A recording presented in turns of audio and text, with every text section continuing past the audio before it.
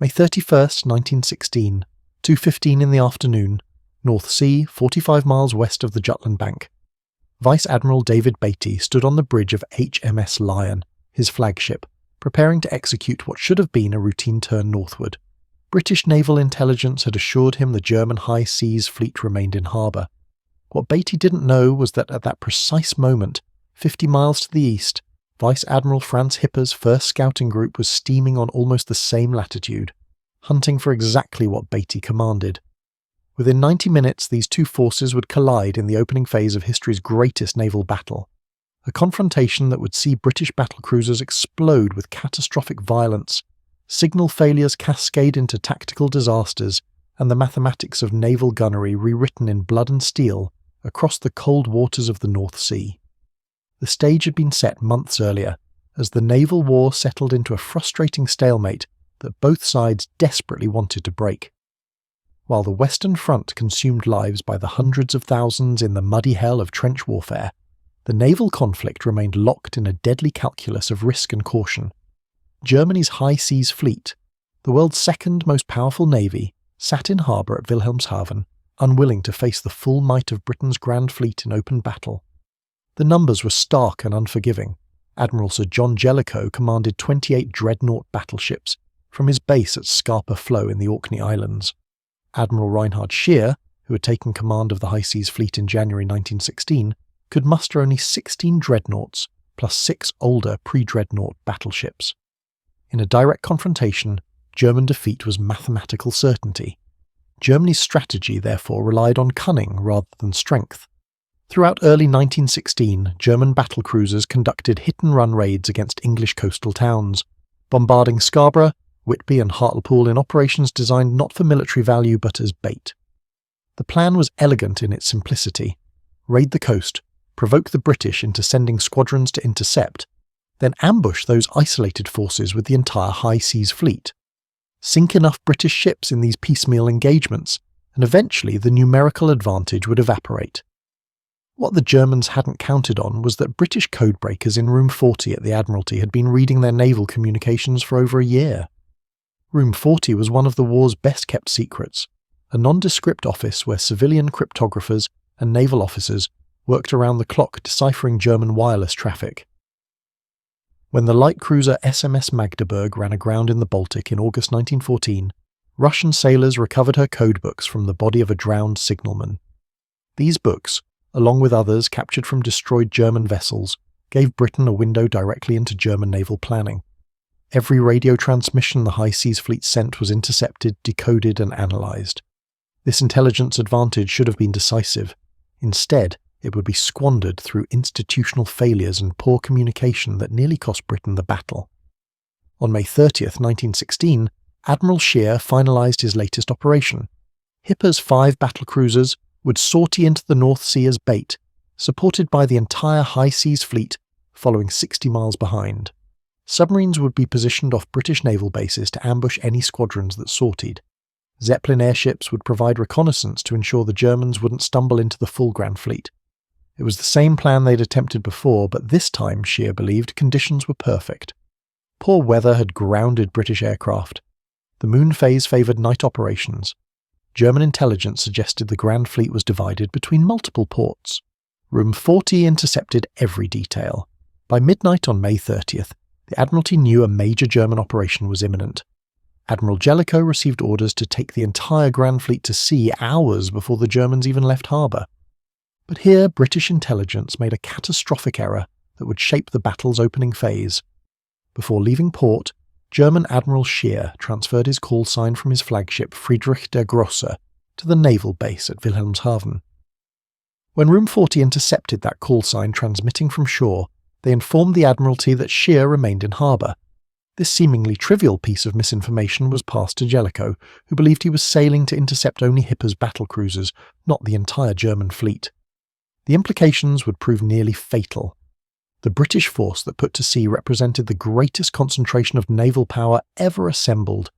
Jellicoe's Grand Fleet included 28 dreadnought battleships, 3 battlecruisers, and massive screening forces of cruisers and destroyers. Racing ahead of this armada was Beatty's battlecruiser fleet. 6 battlecruisers and the 5th Battle Squadron under Rear Admiral Hugh Evan Thomas. The 5th Battle Squadron comprised 4 Queen Elizabeth-class super dreadnoughts, HMS Barham, Valiant, Warspite, and Malaya. These were the most powerful warships afloat, each mounting 8 15-inch guns that outranged anything the Germans possessed. Their presence should have given Beatty overwhelming superiority. Instead, signal failures would neutralise this advantage at precisely the wrong moment. At 2:15 on the afternoon of May 31st, Beatty ordered his force to turn north toward the rendezvous with Jellicoe. His 6 battle cruisers, Lion, Princess Royal, Queen Mary, Tiger, New Zealand and Indefatigable, were arrayed with screening cruisers ahead and destroyers on the flanks. The 5th Battle Squadron steamed 5 miles astern. At that moment, both British and German light cruisers simultaneously spotted a neutral Danish steamer, the NJ Fjord, stopped in the water. Both sides altered course to investigate what might be a spy vessel reporting their positions. It was pure chance, an accidental encounter that would trigger the largest naval battle in history. At 2:20, the British light cruiser HMS Galatea spotted smoke on the horizon. Minutes later, she signalled the electrifying message that changed everything. Enemy in sight. Hipper's force and Beatty's force had found each other. Both admirals made the same calculation. Hipper immediately turned southeast, leading the British towards Shear's approaching battleships. Beatty turned to pursue, his instinct for aggressive action overriding caution. The race was on, what would later be called the run to the south, with Beatty's battlecruisers chasing Hipper's force at speeds exceeding 25 knots. But in these crucial opening minutes, British communication began its catastrophic breakdown. Beatty signalled the 5th Battle Squadron to alter course, but the signal was transmitted by flags at a moment when Evan Thomas was looking away and his signal staff was distracted. The 4 super dreadnoughts continued on their original northward course for 10 critical minutes before recognising the error and turning. This delay opened a 10-mile gap between Beatty and his most powerful units. Instead of engaging Hipper with overwhelming force, 6 British battlecruisers plus 4 battleships against 5 German battlecruisers, Beatty would initially face Hipper with only his 6 battlecruisers. The force ratio dropped from 3.5 to 1 in British favour to barely 1.7 to 1. The margin for error had vanished. At 3:45, with the range closing to 15,000 yards, Beatty's ships formed into line of battle. The British were sailing southwest, the Germans southeast, roughly parallel courses that would allow both sides to fire their broadsides. Visibility conditions heavily favoured the Germans. The afternoon sun hung low in the western sky behind the British, silhouetting them perfectly against the bright horizon. Meanwhile, German ships remained indistinct grey shapes against the darker eastern sky. British rangefinders struggled to get accurate readings. German rangefinders had perfect conditions. This seemingly minor factor would prove devastatingly important. At 3:48, Hipper opened fire at a range of 14,000 yards. British ships returned fire as their guns came to bear. The opening salvos revealed another British disadvantage.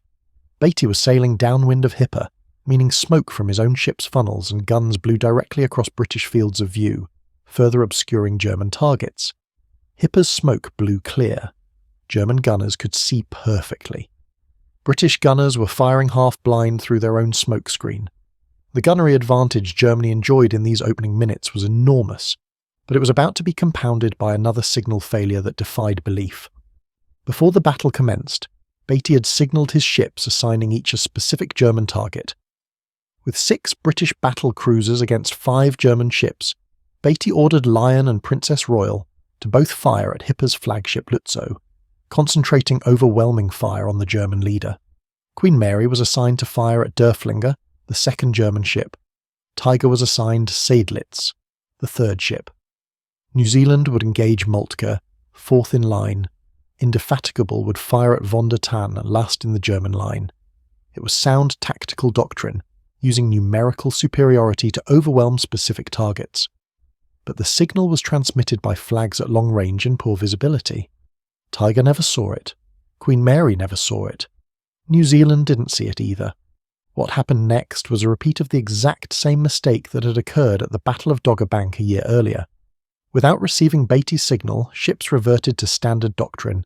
Each ship fires at its opposite number in the enemy line. Queen Mary, second in the British line, fired at Seydlitz, second in the German line, not at Derfflinger as ordered. Tiger, third in the British line, also fired at Seydlitz, third in the German line. New Zealand also targeted Moltke, fourth in line. The result was that Derfflinger, the newest and most powerful German battlecruiser, steamed completely unmolested for 10 full minutes, free to pour accurate fire into British ships without receiving a single shell in return. It was an incomprehensible blunder that would have immediate and terrible consequences. German gunnery was superb from the opening salvos. At 3:51, just 3 minutes into the battle, Lutzow scored her first hit on Lion, followed rapidly by 2 more. At 3:55, von der Tann struck Indefatigable with 2 11-inch shells. The British battlecruiser staggered but continued firing. Then at 4:03, disaster struck with horrifying suddenness. Von der Tann's next salvo struck Indefatigable again, 2 or 3 shells penetrating near her rear turrets. Witnesses on other ships watched in frozen horror as a small explosion erupted, followed instantaneously by a massive detonation that ripped the ship apart. A column of flame and smoke rose 500 feet into the air. When it cleared 30 seconds later, Indefatigable had vanished completely. Of 1,019 officers and men aboard, only 3 survived. What killed Indefatigable was a phenomenon called flash fire, and it would destroy 2 more British battlecruisers before the day ended. When a heavy shell penetrated the armour protecting a gun turret, the explosion could send a jet of flame flashing down through the turret trunk into the magazine where hundreds of tons of cordite propellant were stored. Cordite, the propellant that hurled shells from naval guns, burned with incredible ferocity. If flame reached the magazine, the entire ship's ammunition supply detonated simultaneously with apocalyptic results. German ships had experienced this exact problem at the Battle of Doggerbank, where Seydlitz nearly exploded. German response was immediate: install flash-tight doors and flame-proof scuttles throughout the ammunition handling spaces. British ships had the same vulnerability, but never implemented equivalent protections. The result was that German battlecruisers could survive magazine hits. British battlecruisers exploded. The psychological impact on British crews was severe, but there was no time to process what had just happened. The battle continued at point-blank range by battleship standards, with both sides firing as rapidly as their gun crews could load and aim. At 4:09, Princess Royal was hit and temporarily obscured by smoke and spray. An officer on Lion reported she had blown up. Beatty, believing he had just lost a second ship, made his most famous remark to his flag captain: "There seems to be something wrong with our bloody ships today." Then, as Princess Royal emerged from the smoke clearly intact, he added with characteristic insouciance, "Turn 2 points closer to the enemy." But Beatty's assessment was grimly accurate. Something was catastrophically wrong. At 4:26, the something wrong revealed itself again with even more devastating effect. HMS Queen Mary, the pride of the British battlecruiser fleet, was engaging Seydlitz and the previously unmolested Derfflinger. German fire had been hammering her for 20 minutes. At 4:26, she took 5 hits in rapid succession, possibly simultaneous impacts from both German ships firing together. What happened next was witnessed by hundreds of sailors on surrounding vessels. A huge explosion erupted between Queen Mary's forward and midships turrets. The entire forward section of the ship was blown upward and forward, rotating as it flew through the air. A second explosion, even larger than the first, tore the ship completely in half. Both sections capsized and sank in less than 90 seconds. Of 1,266 men aboard, only 9 survived. Beatty now faced a tactical nightmare.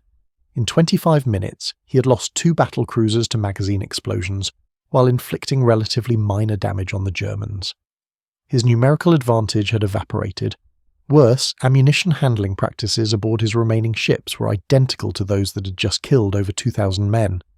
Every hit near a turret could trigger the same catastrophe. But at this desperate moment, salvation appeared on the horizon. The 5th Battle Squadron, delayed by signal failures at the battle start, finally came within range at 4:30. Their 15-inch guns, the most powerful afloat, began to speak with devastating authority. The 4 Queen Elizabeth-class battleships transformed the engagement. Their shells, nearly twice the weight of battlecruiser projectiles, smashed into German ships with tremendous effect. HMS Barham's 3rd salvo struck Lutzow, penetrating her armoured belt and flooding compartments with 600 tons of seawater. Valiant and Warspite both hit von der Tann, buckling her armour and disabling turrets. The German battlecruisers, designed to fight other battlecruisers, found themselves engaging true battleships, whose armour they could barely penetrate and whose guns they couldn't match. For the first time in the engagement, the momentum shifted. German ships began taking serious damage while British fire grew more accurate as the 5th Battle Squadron found the range.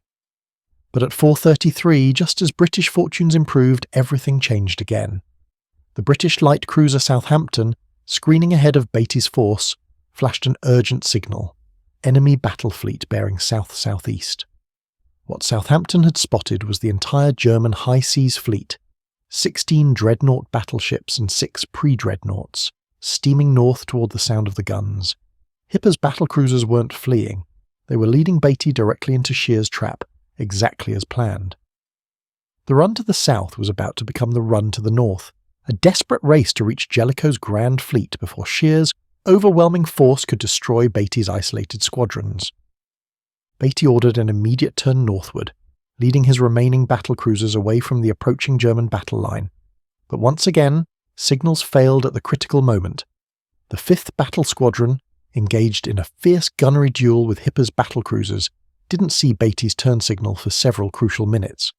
By the time Evan Thomas recognised the situation and ordered his own turn, his 4 battleships were steaming directly toward 5 times their number in German capital ships.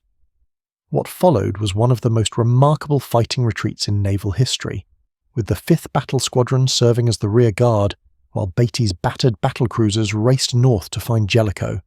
The 4 Queen Elizabeth-class battleships turned northward in succession, each ship making its turn at the same geographic point, a standard manoeuvre that temporarily left each vessel vulnerable as it slowed to pivot. German battleships opened fire at extreme range, their shells falling in massive splashes around the British ships. The 5th Battle Squadron was now engaged simultaneously by Hipper's battlecruisers ahead and Scheer's battleships astern, fighting both ends of the German fleet at once. HMS Warspite and Malaya absorbed particularly heavy punishment. Warspite would eventually take 15 heavy-caliber hits during the battle, while Malaya endured 7. Yet their armour, thicker than any battlecruisers, held. They survived wounds that would have obliterated Indefatigable or Queen Mary. The gunnery duel as the 5th Battle Squadron fought northward represented battleship combat at its most intense. British and German gunners alike described shells falling every few seconds, the ships shaking from near misses and direct hits, turrets training to engage multiple targets as German ships overlapped in range. But British gunnery training at Scapa Flow proved its worth. Despite being outnumbered and engaged from 2 directions, the 5th Battle Squadron scored 18 hits on German ships while taking 13 hits themselves. They damaged Lutzow so severely that she would eventually have to be scuttled. They hit Seydlitz, Derflinger and Moltke multiple times. Their 15-inch guns proved capable of inflicting damage German armour could barely withstand. As visibility deteriorated in the early evening light, and British destroyer flotillas swarmed forward to screen the retreating force with smoke and torpedo attacks, Hipper broke off his engagement. His 5 battlecruisers had absorbed tremendous punishment. Lutzow was flooding badly. Seydlitz had multiple hits below the waterline. Von der Tann had only 2 guns still functioning out of 8. Meanwhile, Beatty's force was racing toward Jellicoe's approaching Grand Fleet. The opening phase of the Battle of Jutland, the clash between Beatty and Hipper, had concluded. British losses were severe. 2 battlecruisers sunk, over 2,000 men dead, and surviving ships damaged. German losses were lighter in ships but heavier in damage to those that survived. The stage was now set for the battle's climax when Jellicoe's 28 dreadnoughts would meet Scheer's fleet in the largest battleship engagement in history, deciding whether Britain's naval supremacy would survive.